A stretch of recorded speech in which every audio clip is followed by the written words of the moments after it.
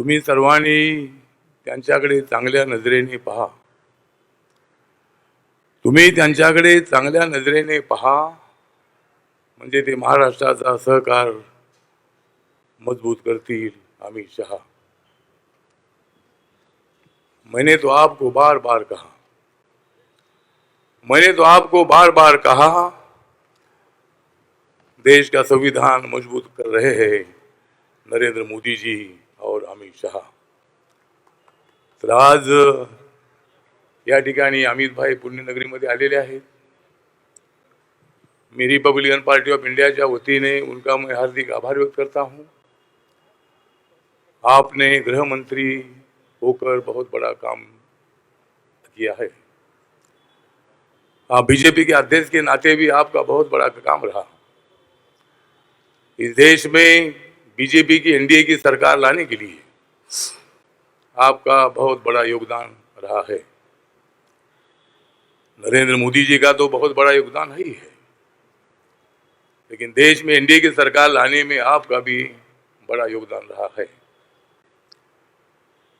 तो आज बाबा साहब अम्बेडकर जी के संविधान के मुताबिक माननीय नरेंद्र मोदी जी बाबा साहब अम्बेडकर जी के संविधान की बार बार चर्चा करते हैं.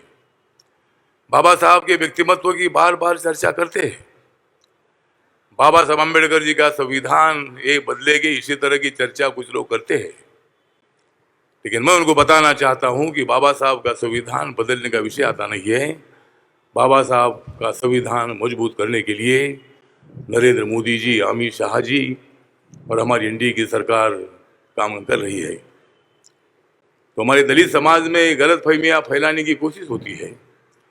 दलितों का आरक्षण निकाला जाएगा, इसी तरह की चर्चा की जाती है. लेकिन हमारी माननीय मोदी जी की सरकार दलित, आदिवासी, ओबीसी के आरक्षण का पूरा सपोर्ट करती है. कभी भी इस आरक्षण को बदलने का या निकालने का विषय आता नहीं है. और इसीलिए आज यहाँ अमित भाई आए हैं. अमित भाई ने 370 कलम जम्मू कश्मीर से हटाकर वहाँ के लोगों को आर्थिक सामाजिक न्याय देने की कोशिश की है. वहाँ के जो आतंकवादी लोग हैं उनको सबक सिखाने का काम वहाँ हो रहा है. और इसलिए हम देश में अमन चाहते हैं, हम देश में शांति चाहते हैं, जम्मू कश्मीर में शांति चाहते हैं, जम्मू कश्मीर का विकास चाहते हैं, महाराष्ट्र का सहकार क्षेत्र मजबूत करना चाहते हैं. माननीय नरेंद्र मोदी जी पर मतलब उन्होंने अमित शाह जी पर जो सहकार डिपार्टमेंट नया शुरू किया है उसकी जिम्मेदारी दे दी है. और महाराष्ट्र में जो शुगर फैक्ट्रीज है, महाराष्ट्र में जो कोऑपरेटिव बैंक्स है, उनको पूरा सपोर्ट करने का काम सहकार मंत्रालय के माध्यम से माननीय अमित शाह जी करने वाले हैं. उनके बारे में उल्टी सीधी बात करना ठीक नहीं है. और तुम कुछ भी बात करो, लेकिन सहकार क्षेत्र महाराष्ट्र का मजबूत करने के लिए मोदी जी की सरकार, अमित शाह जी मतलब कदम उठाएंगे. और महाराष्ट्र की शुगर फैक्ट्री जो बंद हो रही है उनको शुरू करने का काम करेगी. यहाँ की जो सहकार बैंक है उनको भी पूरा सपोर्ट करने का काम माननीय अमित शाह जी के माध्यम से होने वाला है.